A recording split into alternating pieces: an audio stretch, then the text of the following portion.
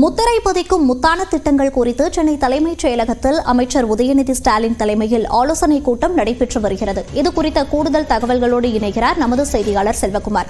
வணக்கம் செல்விகுமார், தற்போது இந்த கூட்டத்தில் எது பற்றியெல்லாம் பேச வாய்ப்பிருக்கிறது? விவரங்களை பதிவு பண்ணலாம். தமிழ்நாடு அரசினுடைய பல்வேறு மக்கள் நலன் சார்ந்த திட்டங்கள் பயன்பாட்டில் இருக்கின்றன. குறிப்பாக மகளிர் உரிமை தொகை, பெண்களுக்கு இலவச பேருந்து, அதே போல புதுமை பெண் திட்டம், தமிழ் புதல்வன் திட்டம், காலை உணவு உள்ளிட்ட பல்வேறு திட்டங்கள் செயல்படுத்தப்பட்டு வருகின்றன. அது மட்டுமல்லாமல் மக்கள் தங்களுடைய குறைகளை விரைவாக தீர்த்துக் கொள்வதற்காக முதல்வனின் முகவரி என்ற ஒரு திட்டம் செயல்படுத்தப்பட்டு வருகிறது.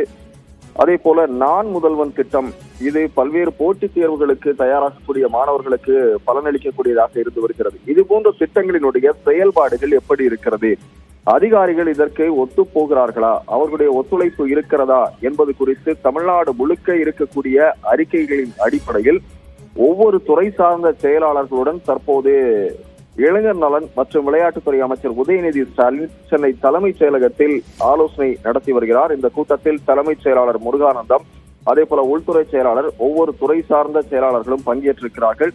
குறிப்பாக சுகாதாரத்தை பொறுத்த மட்டில் மக்களை தேடி மருத்துவம் எப்படி இருக்கிறது, அரசு மருத்துவமனைகளினுடைய கட்டமைப்பு வசதிகள், மருந்து உள்ளிட்ட பொருட்களினுடைய கையிருப்பு எந்த அளவுக்கு இருக்கிறது என்பது குறித்தும் விரிவாக விவாதிக்கப்படுகிறது.